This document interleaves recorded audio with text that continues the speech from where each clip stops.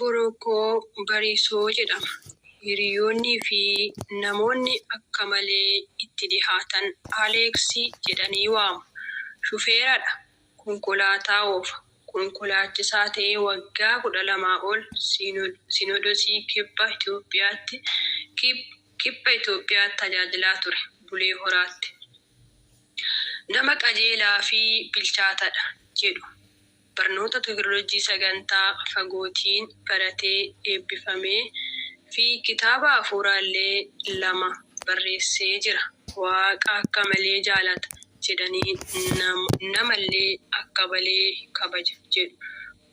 Godina Gujii Qaraacaa irraa ka'ee gara Barisoo Kojoo odoo adeemuu ajjeefamee dhagahame. Amanuun namatti ulfaata. Waaqayyo lubbuu teessoo mootummaa ofii keessatti haa qananiisu. Biyyeen isatti yaa salphatu. Firaa fi maatii keessan Waaqayyo yaa jajjabeessu. Nagaa Waaqayyo isiniif haa baay'atu. Nagaa keessan illee irraafannee akkam jirtu hordoftoota Abbii Miidiyaa nagaa keessanii. Ani obboleettiin keessan baay'eetti nagaa koodha. Inni naaf isin nagaa kennee maqaa Waaqayyoo eebbifamu. Olol haa jedhu guyyaa irraa kan obboloota koo guddaa tokkoon qabadde isinii dhiyaadhe. Egaa akkuma isinii dubbise akkuma sooshaal miidiyaa irratti argaa jirtan akkuma suuraa nama kana argaa jirtanii anillee nama kana baay'ee hin beeku dhugaa Waaqayyoo dubbachuuf sooshaal miidiyaa irratti isaan beeka. Yeroo isaan sagalee Waaqayyoo dubbisanii akkasuma yeroo isaan sagalee Waaqayyoo barsiisanii laayivii ba'anii waan akkasii jechuudha. Yeroo baay'ee nan arga nama kana FB koo jalatti kan isaan dhufan jechuudha. Baay'ee nan gadde, baay'ee natti dhaga'ame. Dhugaa Waaqayyootiif jechuudha. Maaliifini yoon qaamanillee beekuu baadhee barnoota isaaniirraa nani karaa FB'tiin nan hordofa jechuudha. Yeroo isaan sagalee Waaqayyoo dabarsanii fi yeroo isaan sagalee Waaqayyoo dubbatan jechuudha. Egaa dhugaa dubbachuuf biyya keenya keessatti baay'ee waan nama gaddisiisudha. Namni lubbuudhaan jiraachuu lubbuun namaas baay'uma biyya keenya keessatti bakka waan qallaalii ta'e jechuudha. Namni kuni nama hojjetaadha. Hojjetaa Waaqayyootilleedha. Hojjetaa dhuunfaa isaatillee kanuma hojjechaa ture jechuudha. Kan akkuma barreeffama isinii dubbise kanatti garuu odoo inni karaa deemaa jiru kan du'e namaanii miti kan inni Waaqayyoo miti kan ajjeese sana ajaa'ibu. Namadha kan ajjeese jechuudha. Garuu maal ta'e akka namni kun du'e namni waan irraa beeku hin jiru ajjeesaniidha. Ani garuu waan irraa beeku illee hin qabu. Akkuma sooshaal miidiyaa isin dubbise jechuudha. Maaliif namni maaliif wal ajjeesaa dhugaa Waaqayyo? Maaliif garuu guyyaa Waaqayyo iyyuu gaafa ga'e namni koo ofiisaatti Waaqayyo gara ofii furate jechuudha. Maaliif duuti kan ganama kan uumamte waan ta'eef jechuudha. Nama kana dhugaa Waaqayyo baay'ee nan gaddisiisa jechuudha. Namni kun nama guddaa nama Waaqayyootirra. Yaa maaliif wal ajjeesna? Maaliif wal ajjeefna? Dhugaa baay'ee natti gaddee jechuudha. Biyya keenya keessatti duutii baay'ee waanuma qallaalii taateetta namni nama ajjeesu. Namni yoo nagaa nan bahee jedhee nagaan bahu waanuma jiru ta'e nagaan deebi'uun garuu baay'ee ulfaataa ta'e jechuudha biyya keenya keessatti. Dhugaa Waaqayyoo baay'een gadde. Egaa maal godhuree egaa lubbuudhaan darbanii wanti godhan tokkollee hin jiru. Waaqayyo gooftaan firoottan isaatiif maatii isaanii jajjabina haa kennu. Ani dhuguma akkuma tura siin jedhe nama kanaan qaaman hin beeku. Garuu yeroo baay'ee FB isaanii dhufa. Yeroo isaan laayivii baasanii barsiisan nan arga sagalee Waaqayyoo. Yeroo isaan wangeela lallaban nan arga jechuudha yeroo baay'ee. Kanaaf innillee isaanillee kan du'an harka namaatiin Waaqayyo miti kan ajjeese. Waaqayyoon nama lafaa ka'ee nama ajjeesu nama lubbuudhaan jiraachuu nama jibbu seexanaa hafuura warra gaggeeffamu Waaqayyo karaatti isaan haa qabu jennaan. Namni lubbuu namaa baasee namni nagaatti boqonnaatti jiraatu hin jiru. Kan du'e sanillee wayyaa namni lubbuu namaa ajjeese dhugaa Waaqayyo gaaddidduu isaa birataa jiraata. Jireenya boqonnaa qabu hin jiraatu. Egaa kun bineensa nama hin jennu biyya keenya keessatti baay'ee namni nagaan bahee galuun irraanfatamee tureera. Egaa nagaan dhaabamee tureera.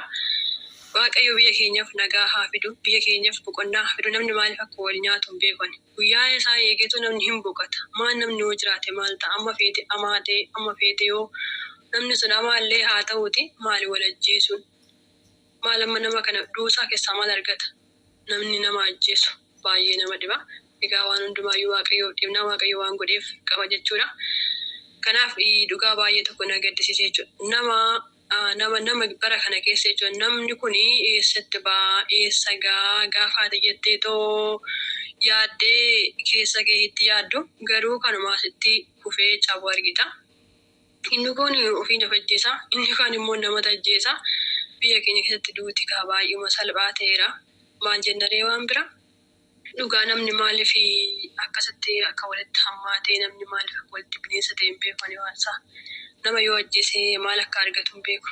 Maal keessaa akka inni bu'aan bu'uuf hin beeku dhugaa Waaqayyootu jechaadha. Kanaaf dhugaa baay'ee nan gadde ani.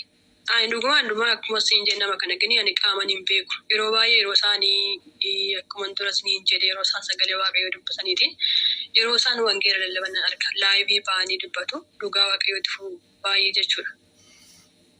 Nama akkanaa Waaqayyo nu haa baay'isu. Injala keessa kiyyatti yeroo isaan barsiifama barsiisanii fi yeroo isaan sagalee Waaqayyoo duwwaa yeroo isaan FB isaaniitti argu jechuudha. Har'a immoo gaafanii gaddaan isaanii argu baay'inatti dhaga'ame dhugaa Waaqayyootu. Maal wanni godhan tokkollee hin jiru. Waaqayyoon lubbuu isaanii haa maaru. Mirga qulqulloota isaa eeggisu gooftaan isaan gara gooftaa deemanii garuu warra ajjeesanii fi Waaqayyoon akka isaanitti faradu hin beekna. Nu namatti farannu. Namatti faradina isinitti faradamaadha waan ta'eef Waaqayyo isaanitti farada guyyaa isaa eegee kan lubbuu uume isadha waan ta'eef inni kan uume ofii isaatii fudhachuuf malee akka namni nama wal ajjeesu miti. Lafa kana gaditti kan lubbuu namaa dabarsu namaaf hangaangoon kan kenname hin jiru. Waaqayyo bichaadha kan akka barbaade gochuu danda'u jechuudha. Egaa namni immoo hangoo lubbuu namaa dabarsuu fudhateera. Waaqayyoon nu halaaffisan namalee maal jennaa miti. Amma yoo namni hin jira jennee itti amanne nama amma libsuu jaatti of biraa dhabna dhugaa Waaqayyootu jechuudha. Maaliif akka barri keenya kun akka ta'e bara habaarsaa ta'e kan hin beeku. Namni Waaqayyo irraa waan fagaateef wanna biraatii miti jechuudha. Namni Waaqayyo irraa fagaate qaata jechuudha. Namni waan biraa hafuura biraatiin gaggeeffamaa jira. Kanaaf malee namni hafuuraan Waaqayyootiin gaggeeffamu nama kan ajjeesu jechuudha. Nama hamaadha itti yaadu jechuudha.